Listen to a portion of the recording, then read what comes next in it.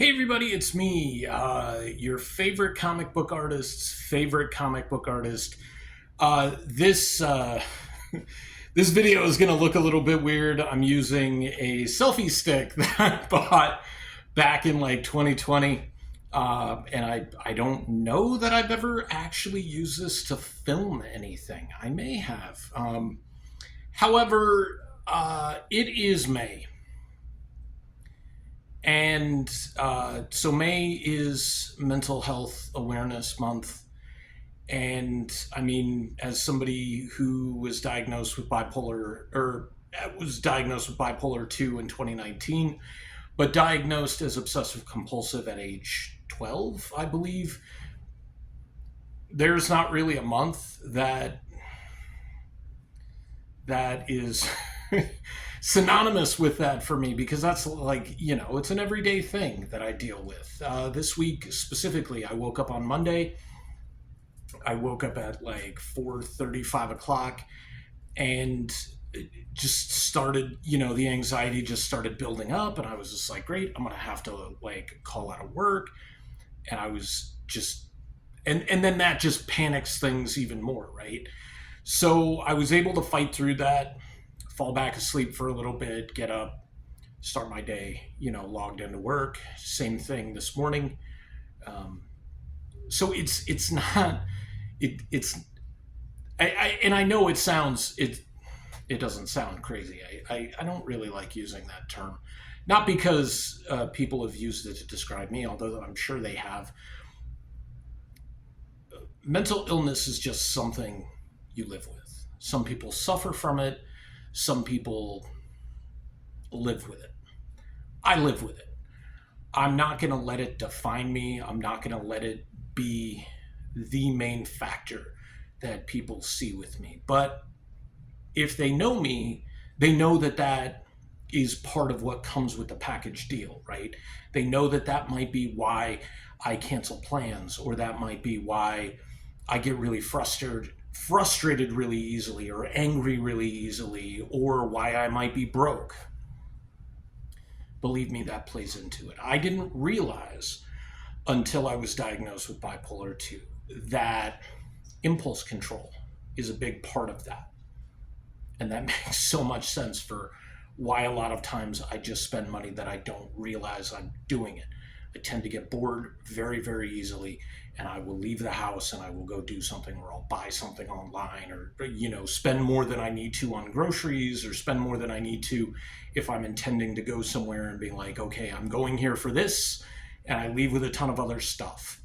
It's also one of the reasons why when I go to comic book conventions, or local shows or whatever, I take cash with me. The only thing I buy with my cards is like if I'm gonna get lunch or dinner, and if I have to pay for parking, if I have to pay for some sort of an emergency, something like that.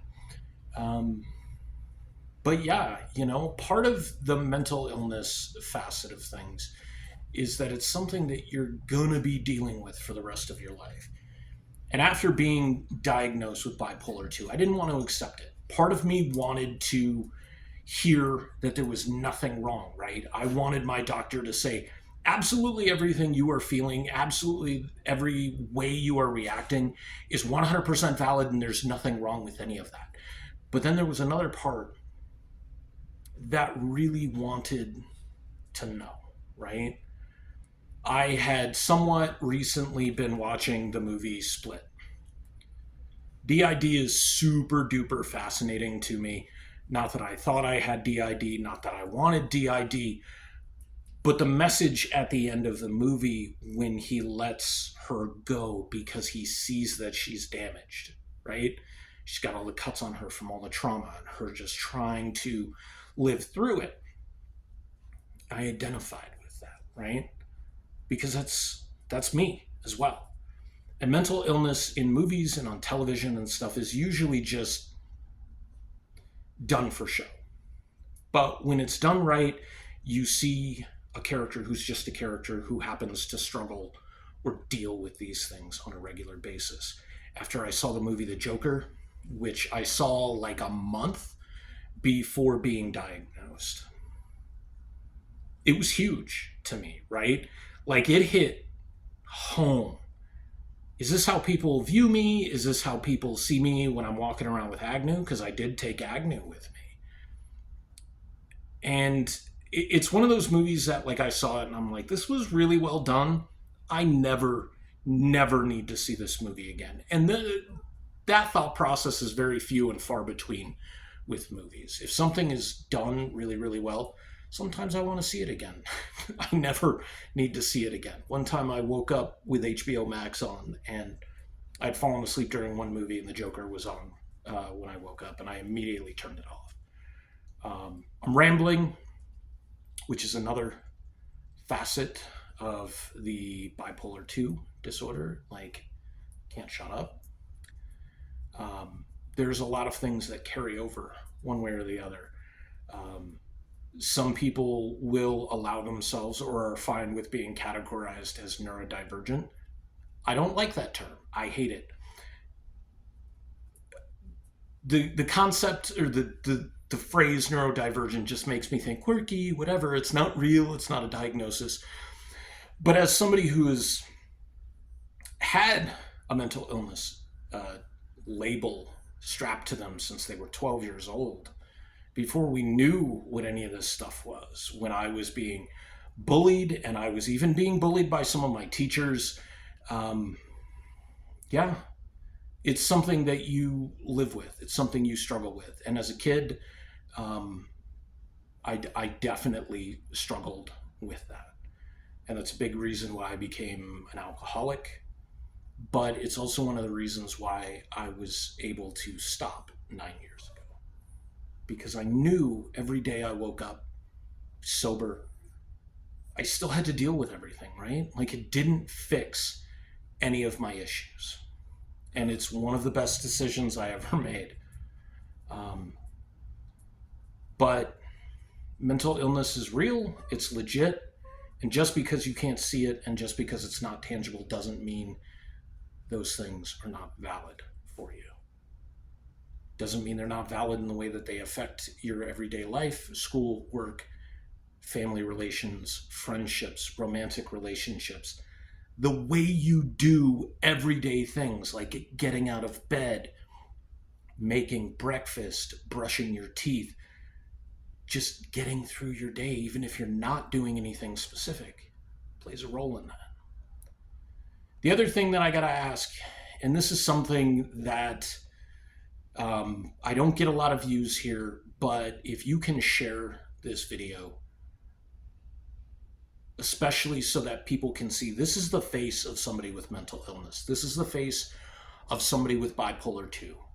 This is the face of somebody with obsessive compulsive disorder who has intrusive thoughts that constantly come into play.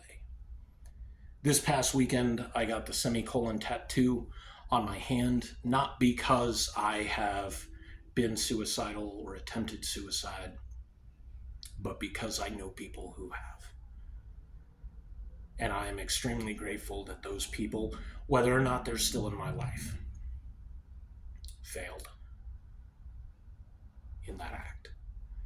And it is something that is also synonymous, not just with those attempts or those that reconsidered, but it is also a part for somebody like me. My life continues. Your life continues, even with this diagnosis, even if you have to be on meds, even if you go to therapy. In fact, I don't care if you're diagnosed or not. If you're struggling with something, look at those therapy options.